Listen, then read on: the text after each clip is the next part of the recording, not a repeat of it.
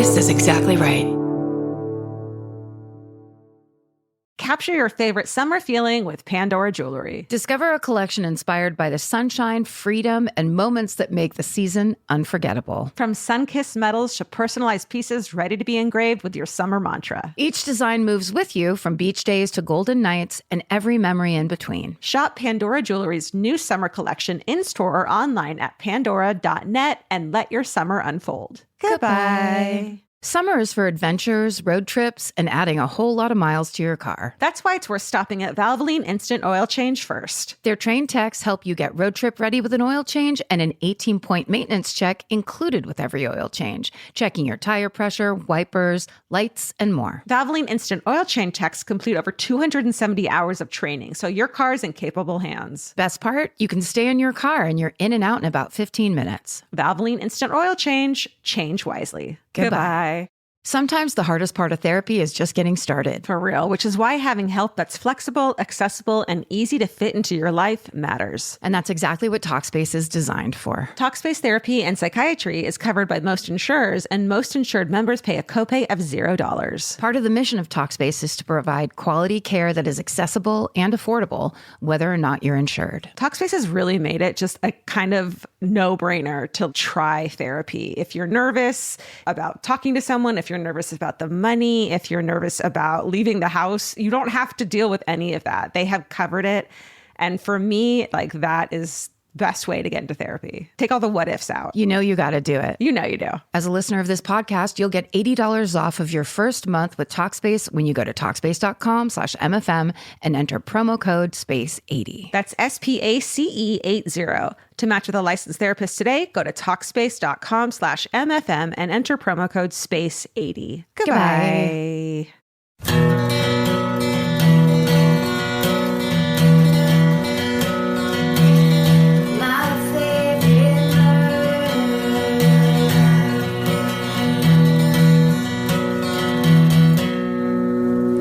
Hi, Karen. Welcome to My Favorite Murder.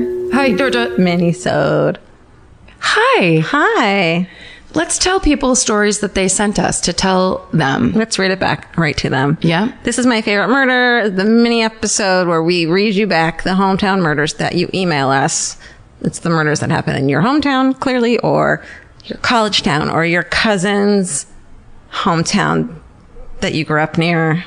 What else? Just one more example. Your new hometown. Yes. You've moved from your old hometown to a new one. Your mom's hometown works. Aha. Totally applies. Yeah. So and you can send them to myfavoritemurder@gmail.com. Steven reads them, picks them, and gives them to us, and then we say them into microphones. For example, this is our first one. Stephen Ray Morris has picked it out for me to read to you. And the subject line is, let's roll out the barrel. This should be fun. Past Worktown murder. That's just the first sentence. Then there's an ellipsis. There's no hi. There's no hello. Not a fan. Just a past Worktown murder. So This is actually it's a category we haven't named. I didn't name it. Worktown. But that makes sense. You live in one town, you work in a different one. And in this town that you work in, that's where the murder happened. Yeah. Which would be maybe preferable. I mean, yeah. Right? Past Worktown murder. It's 1999. A guy buys a house in upscale Jericho, New York, is cleaning out basement of crawl space of heavy drum. Ooh, that sounds fun. Drags to curb for trash pickup. Okay, so in his basement crawl space, he finds a heavy drum. And then he drags it out to the curb. Clearly, he's never watched Forensic Files. Because come on. Yeah, he's just like, oh, this drum is fine. Yeah, everyone else would be like, oh, great, a dead body. And he's like, I don't know. Yeah. This is none of my business. I'm going to drag this to the curb. So sanitation workers won't take it because they don't know what's in it. Yes, they do. Very smart. So they open it. They find a mummified pregnant woman's body, and it's covered in plastic bits. The police traced the drum manufacturer to 1963, traced the contents, not the woman, but the plastic bits to a plastic flower company. They traced that to the now retired owner of the plastic flower company, Howard Elkins. Turns out he used to own the house and now lives in Florida.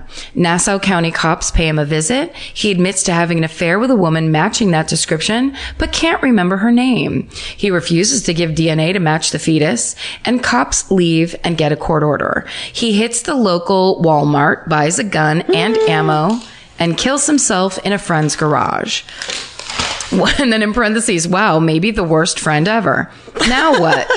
This is the most interestingly written hometown we've ever had. Yeah. Because at first I was positive this was translated from Japanese. Yeah. It's written by the guy who owned the home, who just thought that the barrel should be dragged out to the curb. That's right. A real basics, no greetings, cut and dried, keep it simple, stupid situation. Okay. So now what? Great thing to write into any email. We're just shaming so many, like we're talking so many people out of ever writing to us, which you know who you are. You know who you are. That's less stuff Stephen has to do. Okay. Now what? They find an old address book with the body. They start calling the numbers that are 30 years old. Wow. They find someone who is still at her number and knows who the victim is. It's Reina Angelica Marroquin. I'll just go with that. And who disappeared in 1969 at the age of 27. Baby. She had come to the U.S. from El Salvador in 1966 and got a job in the plastic flower factory. Her boss and lover, Elkins, promised her marriage, but he was already married. Reina apparently had called his wife, told her she was pregnant, and Elkins flipped out and killed her. Police think that he brought the drum containing her body home from work and was going to take it on his boat and dump it at sea, but it weighed almost 350 pounds. Jesus. So he pushed it into the space under the crawl space, where it remained for 30 years. Sound familiar? This was a 2000 Forensic Files. Yeah, I was just going to say, I've seen this Forensic Files. For real? Yes. Oh, shit. I have totally seen this one. I remember all. It's so sad. And then it just says Renee. There's fucking Renee. That was from Back to Basics Renee, who doesn't want to fuck around. She wants to tell the story. BTB Renee is her new name. And BFF Renee. That's so sad. Also, how do you live in a house for 30 years with a dead body in the basement? How did it not smell ever? Well, it's sealed up in that drum. I mean, but still, right? Well, if it's airtight, if it's vacuum sealed. Shit, man. He did something at that fucking warehouse. Why was it too heavy? Yeah. He got it into the house. I think if I remember correctly, like his son or someone helped him bring it in. Oh, he told him it was something else? Maybe. Oh, God. Or did they build... They built the house around it? Yes. Something happened. I'm going to say something happened. Okay. That seems reasonable. Yeah. The person... Ask me more questions. Okay. Let me ask you this. Yeah. The guy that dragged the drum to the corner, did he find that in the crawl space in the basement because a young girl in wet pajamas and long black hair kept appearing in the upstairs hallway? Yes. Second question. Right? Yes. Okay.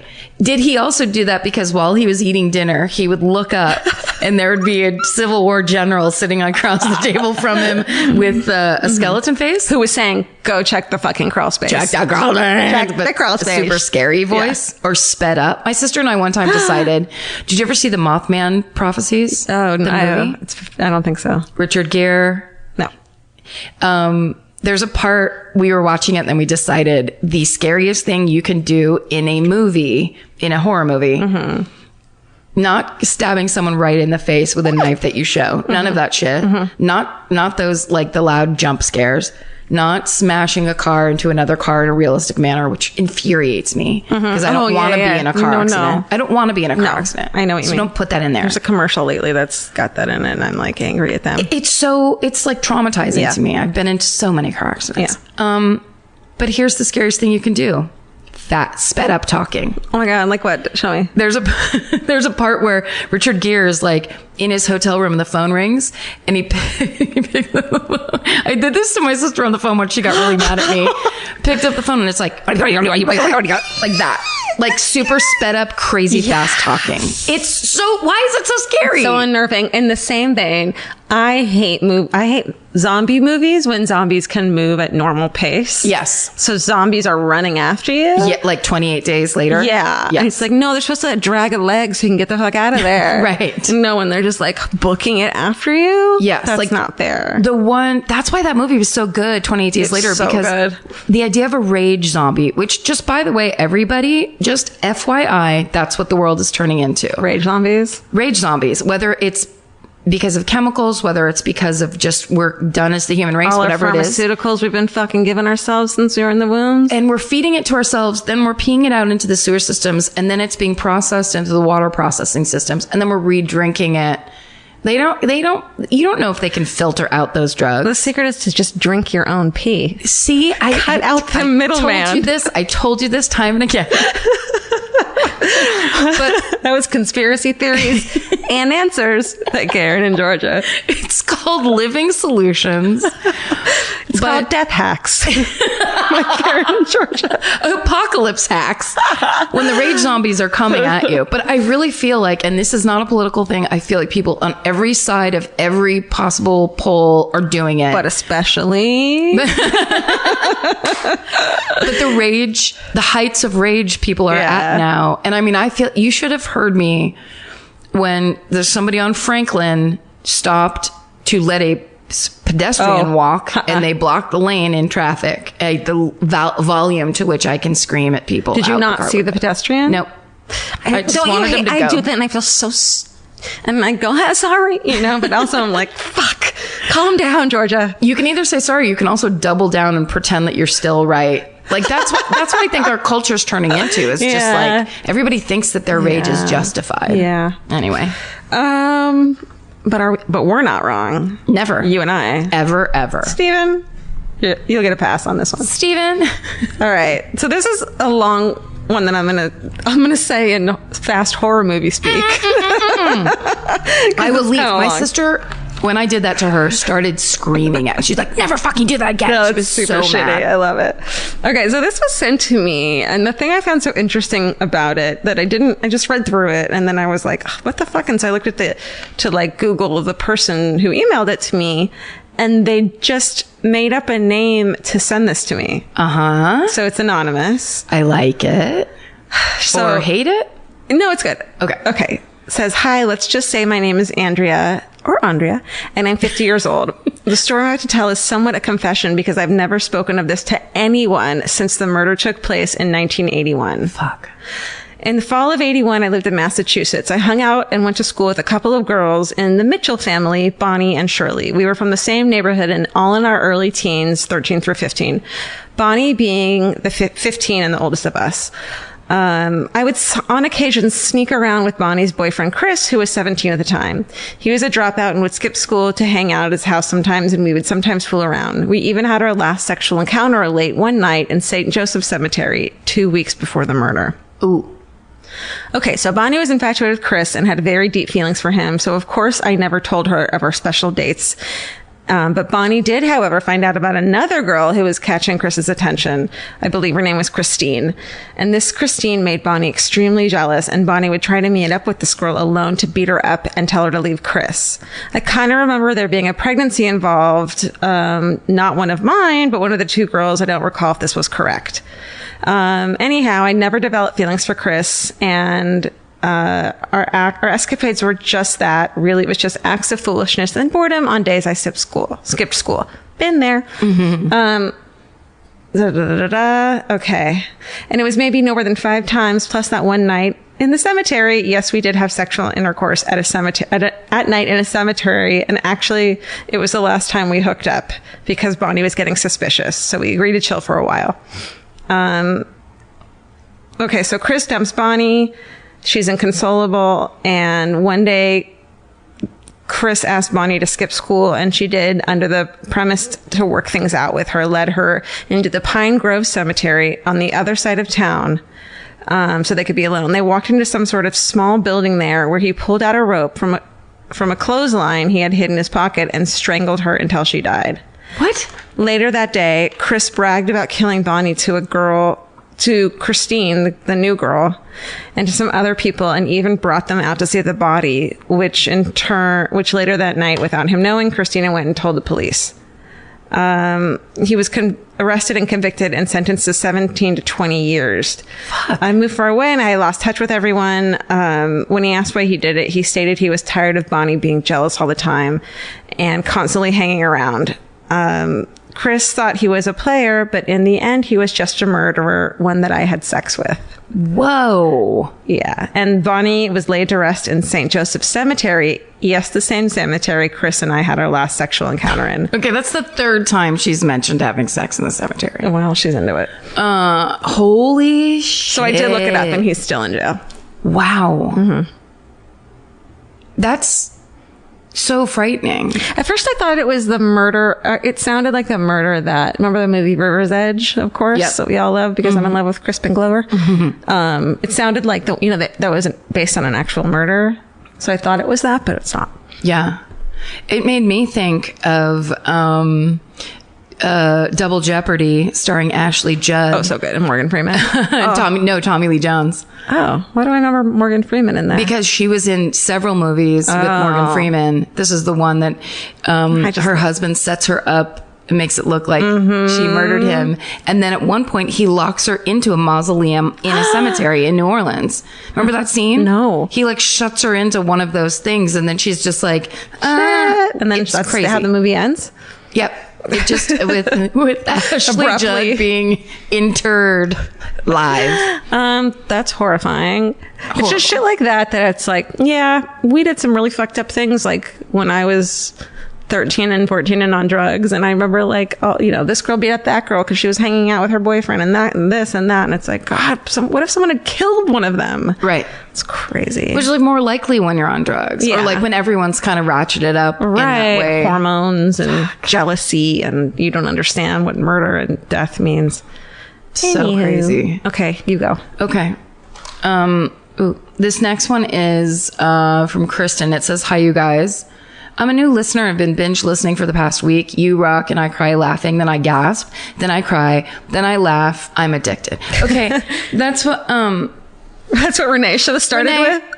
That's how you start a fucking hometown. Okay, just kidding, Renee. Or you make up a Gmail address just to tell us a fucking secret that you've kept for fucking 30 years. Full disclosure from fake Andrea. Yeah, come on now.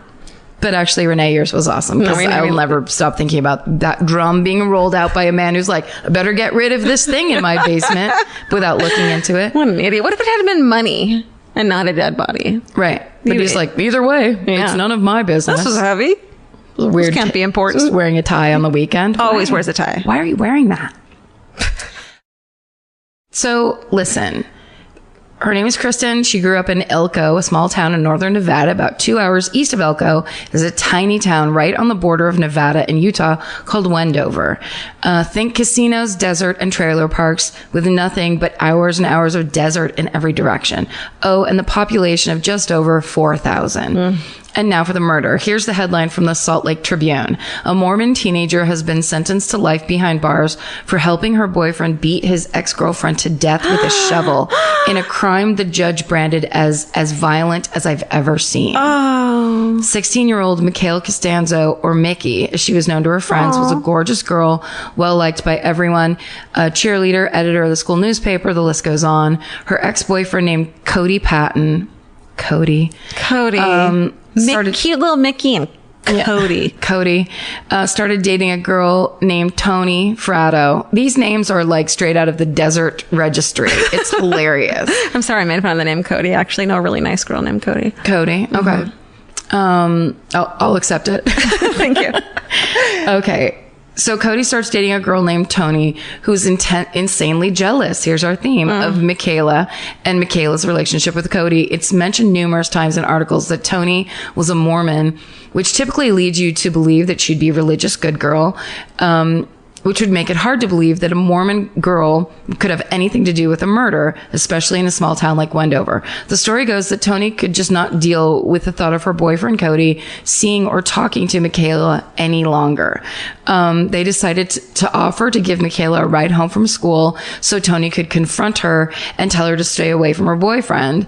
They drove Micaela a little way into the desert, where things escalated. Tony said that when Micaela got out of the car, she fell and hit her head on the bumper. Parentheses, sure she did. And so they panicked, and everything else after that is a blur. That's in quotes. Tony and Cody ended up beating Micaela in the head with a shovel. According to Tony, it took a really long time for her to die. God. She admitted to sitting on Micaela's legs while Cody slit her throat. They buried her in a shallow grave in the desert. There was no physical evidence linking Tony to the murder, but apparently her good girl conscience got the best of her. And a few days later, she ended up asking her dad to drive her to the police station, where she confessed every detail of the murder. Wow. That's crazy. That's so weird. Were they on drugs? I don't think so. That's crazy. The court proceedings for Tony and Cody were in my hometown. Tony was sentenced to life with possibility of parole after 18 years, which is unfathomable. And Cody was sentenced to life without parole. Things this horrific and violent just don't happen in our area. It's so heart-wrenching. Thanks for reading my hometown. Stay sexy. Oof. Yay. Kristen, that's the worst. Thank you. I'm glad she started it out cheery, because got real dark. Yeah. All right. Ready for one more? Yeah. Okay. This one's called The Smiley Face Bomber, parentheses, no one dies. Yep. That's how you end it. Yep. Hi, Karen, Georgia, Steven, Elvis, and Mimi. My name is Will, and I come from Wisconsin, and this is my favorite hometown case.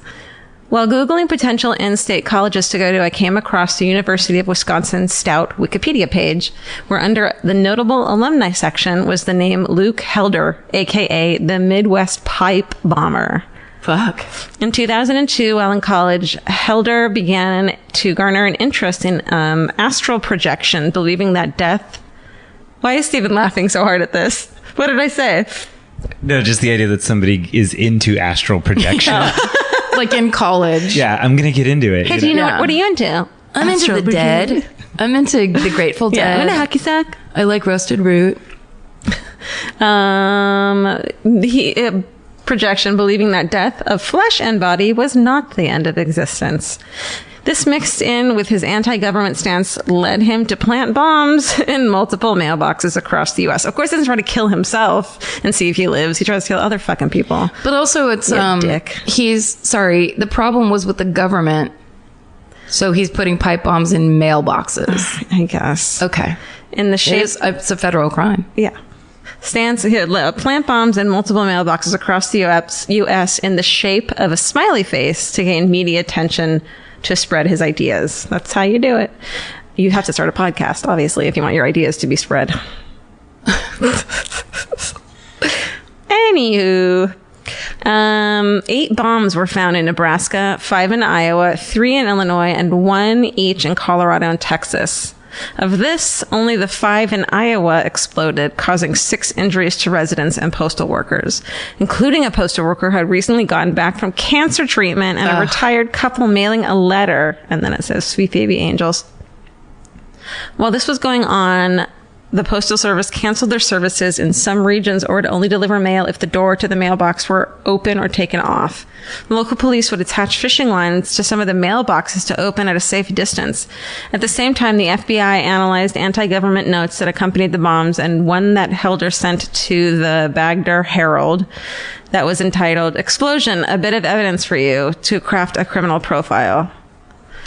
Helder's father received a letter from Helder, which would end up providing authorities with enough information to find and arrest Helder. He was arrested before he could complete the full smile. In 2004, Helder was diagnosed with schizoaffective disorder. Wait a second. I don't get it. The shape of the smile was on the map of the United States. Yeah. So he wanted bombs to go off. And a smiley Like face. if you were looking from a satellite down. In the shape of, I get it. It's very high concept. It really is. Before they can... Okay, so in 2004, Helder was diagnosed with schizoaffective disorder and was found incompetent to stand trial. Helder is currently incarcerated in the federal medical center in Minnesota and has had multiple hearings in the past years to see if he is still incompetent to stand trial. On a side note, Helder was part of a local grunge band named Apathy before his bombing spree and released one CD that is now sought after by some music critics. I wonder if Vince has it. I recently graduated from UW Stout and would bring up this story to some of my friends who couldn't believe that he went to the same school as us. I also had classes with some of the professors who had who gave interviews about Helder. I never brought it up to them, though. This case always stuck with me for my time attending Stout, and I always found it odd how it was under the notable alumni section in the Wikipedia, but I guess anybody could put their name there. Anyway, thank you for your time, and I hope you enjoyed the hometown case. Shout out for my friend Lizzie for recommending your podcast. I am officially caught up. Stay sexy and don't get murdered, Will. Nice one, Will. Nice, Will. I've never heard of that. No. Smiley face. Why do we know about the Unabomber more? Yeah. I think he killed people. He actually killed people, whereas this guy just injured people. Yeah. You disagree, Elvis? Okay. He's like, end the fucking podcast already. Well, shit, man. Bye. Oh, bye. Oh, no. Wait, we have to tell people to do things. Stay sexy. And don't get murdered. Bye. Bye. Elvis, you want a cookie? All right. Goodbye. From a laying position.